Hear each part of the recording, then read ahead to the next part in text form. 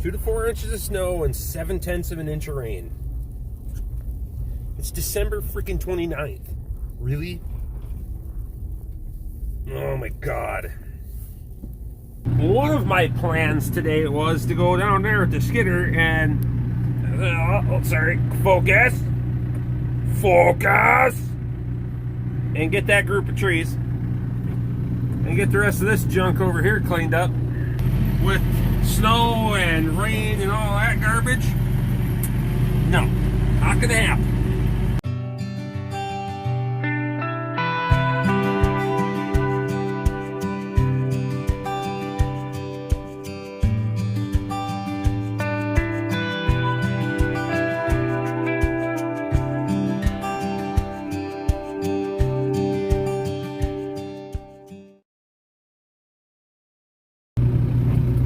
Now that's a bale right there. You see how far I got that spear in?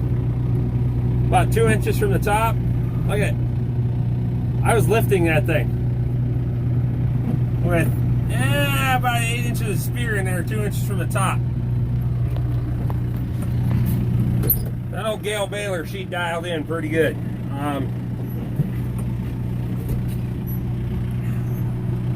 Starting to some aspects are starting to get a little hard on parts, but a lot of those parts are getting worn anyway. So what I do is I take the spear and I shave that top layer and break that thing, and it starts the unrolling a lot easier. Hey, these guys, everybody coming to check it out. I got plenty of hay that's underneath that snow, but I'm not going to make them dig for it. Let's give this thing a bump here. See if I can do this one-handed, huh? Get her started. Get it off that. You notice that's the bottom right there. You see how little flat I got on this thing? These bales they'll still roll downhill in January. They don't have a flat on them. Look here. We just push her with the loader. That thing will unroll.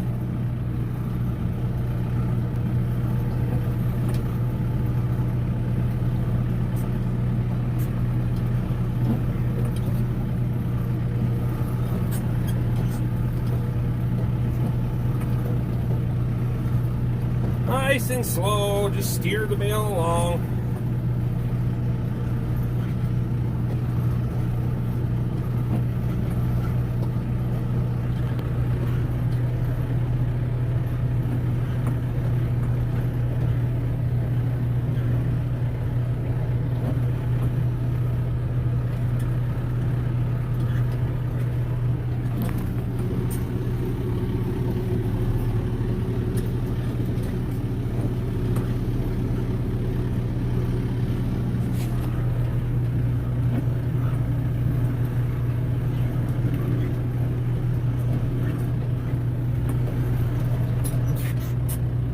Till we get to about that.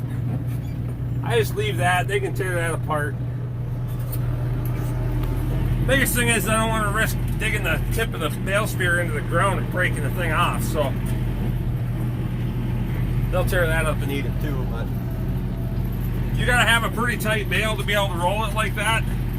If you got bales that sit and get flat, like, well, probably most of them, you ain't gonna unroll them that way, because you're gonna hit that flat and it's gonna want to slide and all that garbage. Those bales are super tight, I'm gonna tell you right now. We're wrapping at 120 to 130 psi, and we're using 110 twine in that thing, and I can't make that sucker run 130. I don't know why it won't. It runs through ceramic fence insulators. I've changed them, I've put them, turned them around backwards. Stuff won't go through there. It gets tangled up, tears off, does this, does that. So every once in a while we get one that comes out of the back of the baler and goes, it explodes. Pushed around on the field and rebale it. Whatever.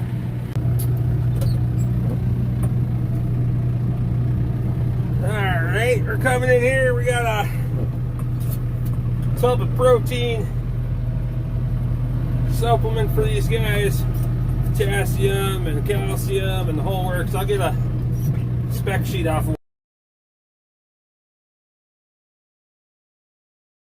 one of these days. Tried to grab this one, but it's wet from this freaking rain. I was gonna peel it off the tub, but drop that down for him.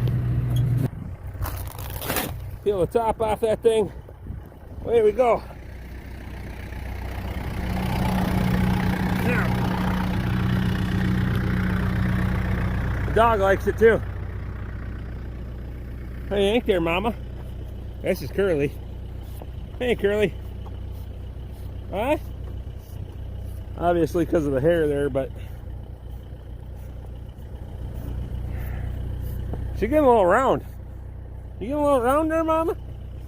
Huh? What do you think? You don't want no scratchings today? Huh? No? Okay, fine. Some days she does, some days she doesn't. She'll shake her head and let you know. Other days she'll come up and just flop her head in your lap like a dog, so whatever. Look at that for timing.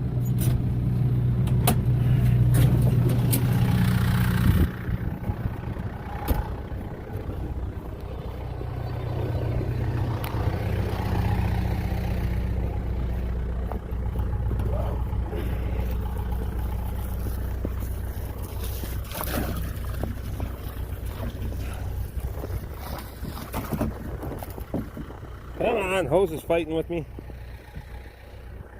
So we have protein in that one, trace mineral and salt in that one, protein in that one, trace mineral and salt in that one. That one's diamond right there. I don't name these ones.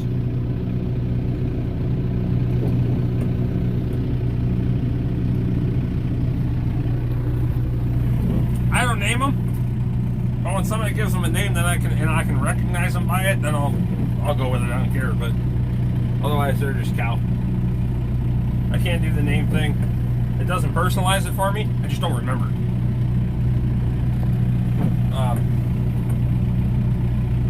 Obviously, I need to get a squeeze chute.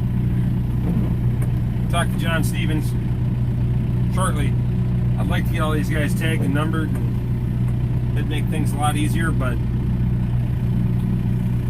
I got too many costs and not enough income at this point. So shortly.